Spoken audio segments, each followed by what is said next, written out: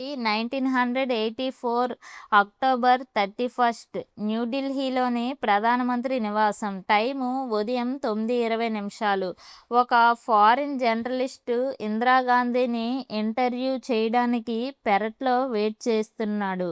పెరట్లోకి వెళ్లే గేటు దగ్గర ఇద్దరు బాడీగార్డ్స్ రక్షణగా ఉన్నారు. ఇంటర్వ్యూ ఇవ్వడానికి ఇంట్లో నుండి ఇందిరాగాంధీ గారు బయటకు వస్తున్నారు. పెరట్లో గేటు దగ్గరికి ఇందిరాగాంధీ రాగానే అక్కడ ఉన్న బాడీగార్డ్స్లో ఒక అతను తన దగ్గర ఉన్న గన్ తీసుకొని ఇందిరాగాంధీకి గురిపెట్టి 3 బుల్లెట్స్ని షూట్ చేశాడు. ఆ బుల్లెట్స్ తగలగానే ఇందిరాగాంధీ కింద పడిపోయింది.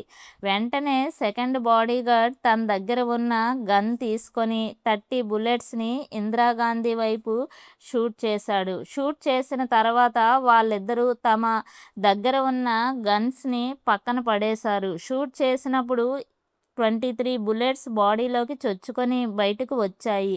7 బుల్లెట్స్ బాడీ లోపల ఉండిపోయాయి.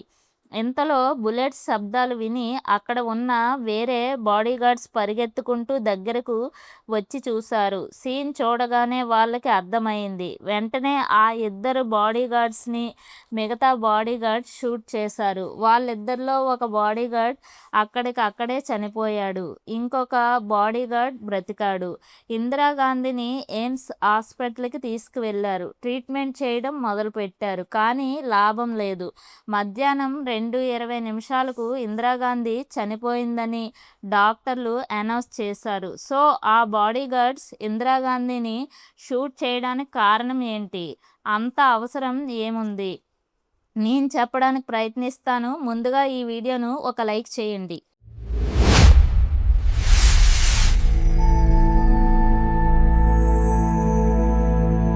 జవహర్లాల్ నెహ్రూ గారు మన దేశపు మొట్టమొదటి ప్రధానమంత్రి. జవహర్లాల్ అనేది అతని పేరు. నెహ్రూ అనేది తన ఇంటి పేరు.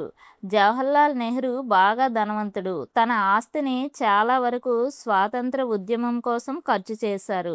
అతనికి ఒక్కగానొక్క కూతురు ఇందిరాగాంధీ. ఇందిర ఒక్క కూతురు అవ్వడం వల్ల ఆమెని జవహర్లాల్ నెహ్రూ గారు చాలా గారాబంగా పెంచారు. ఆమెను ఫారెన్లో చదివించారు. అందుకే ఇంటర్వ్యూస్లో ఇందిర ఇంగ్లీష్ చాలా బాగా మాట్లాడుతుంది. ఫిరోజ్ అనే అతను ఒక ముస్లిం కుటుంబంలో జన్మించారు. ఇతని ఇంటి పేరు గాంధీ. ఇతను చిన్న వయసులోనే చదువును మానేసి 1930లో స్వాతంత్ర ఉద్యమంలో చేరాడు.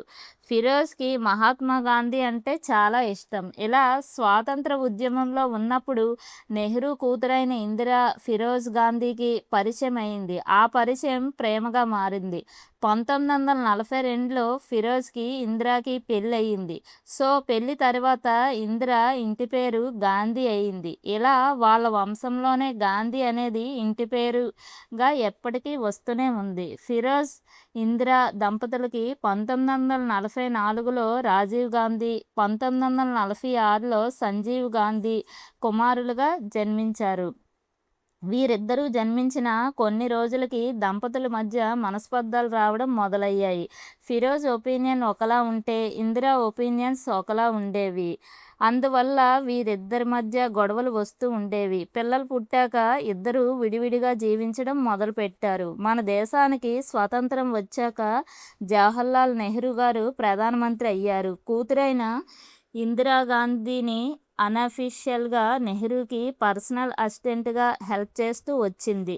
1960లో హార్ట్అటాక్ వల్ల ఫిరోజ్ గాంధీ గారు చనిపోయారు. 1964లో జవహర్లాల్ నెహ్రూ గారు చనిపోయారు. ఇక నెహ్రూ ఫ్యామిలీలో ఇందిరాగాంధీ గారు మాత్రమే మిగిలి ఉన్నారు. నెహ్రూ గారు చనిపోయిన తర్వాత లాల్ బహదూర్ శాస్త్రి గారిని ప్రధానమంత్రిని చేసి ఇందిరాగాంధీకి రాజ్యసభ పదవి ఇచ్చారు.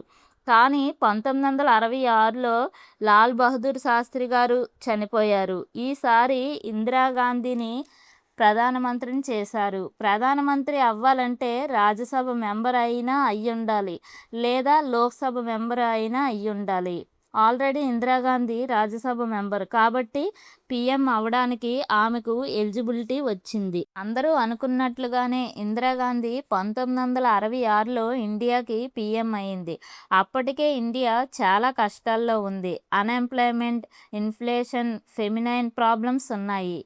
వాటిని అన్నిటినీ ఇందిరాగాంధీ సాల్వ్ చేసుకుంటూ వచ్చింది. 1966 నుండి 1977 వరకు 11 సంవత్సరాలు కంటిన్యూస్గా ఇందిరాగాంధీ గారు ప్రధానమంత్రిగా ఉన్నారు. కానీ ఈ సంవత్సరాల్లో ఎన్నో పరిణామాలు జరిగాయి. వాటిలో ముఖ్యమైనవి 2 విషయాలు. ఒకటి యుద్ధంలో పాకిస్తాన్ మీద విజయం సాధించడం, రెండవది ఎమర్జెన్సీ.